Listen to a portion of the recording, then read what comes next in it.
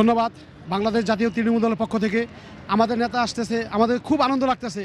আজকে 18 বছর আগে দেখি না, আগে ওনার সাথে যখন একসাথে মিছিল মিটিং করছি, রাজনীতি করছি, তখন হিসাব একটা, আর এখন বর্তমানের হিসাব আরেকটা। কারণ এখন উনি রাজনীতি অনেক কিছু শিখছে, অনেক কিছু পরিবর্তন হয়েছে।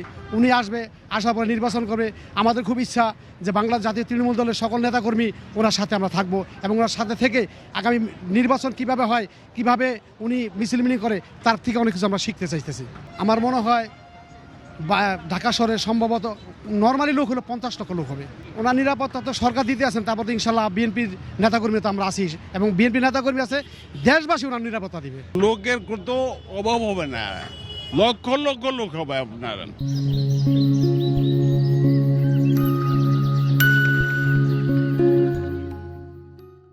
লোকের কোনো অভাব হবে না, সারা বাংলাদেশ থেকে আসবে এখানে। অনেকে কোনো জায়গা পাবে না, অনেকে কোনো রাস্তায় কোথায় যে থাকবে তাদের কোনো অস্তিত্ব থাকবে না, এত লোক হবে আপনার। আল্লাহ, আমি আগেও বলছি, বারবার বলছি এটা, আমি এবার কেড়ে বারবার বলছি যে উনি যখন আসবেন লক্ষ লক্ষ লোক জনতায় ডল নামে এবং পাহারা গাড়া দিবেন।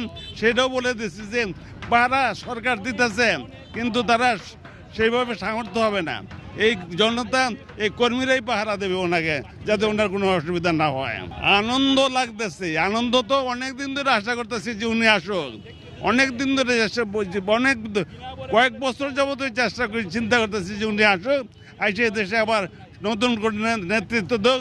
সর্বস্তরের জনগণ ওনাকে আজকে যে সমস্ত কথা বলে, যে কথা বলে আপনারা দেখছেন, যে দেশ সমস্ত ঐক্যবদ্ধভাবে আমাদেরকে এক হয়ে দেশের স্বাধীনতা সার্বভৌমত্ব রক্ষা করতে হবে, এছাড়া আমাদের কোনো উপায় নাই। দেশের জন্য আমাদের সবাইকে প্রাণ দিতে হবে, যেভাবে প্রাণ দিয়েছেন আপনার স্বাধীনতার যুদ্ধে 24শে আগস্ট থেকে 24শে আগস্ট পর্যন্ত, 5ই আগস্ট পর্যন্ত যারা ছাত্র জনতা যেভাবে প্রাণ দিয়েছেন, তাদের রক্ষার জন্য, তাদের দাবি পূরণ করার জন্য উনি ঐক্যবদ্ধ আছেন। কৃষকদের, শ্রমিকদের, সবারই। আজকে খালকাটা, জিয়াউর রহমানের খালকাটা উনি আবার শুরু করবেন।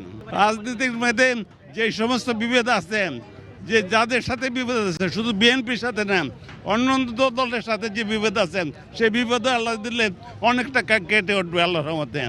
আমার ধারণা খুব সুন্দরভাবে চালাবেন।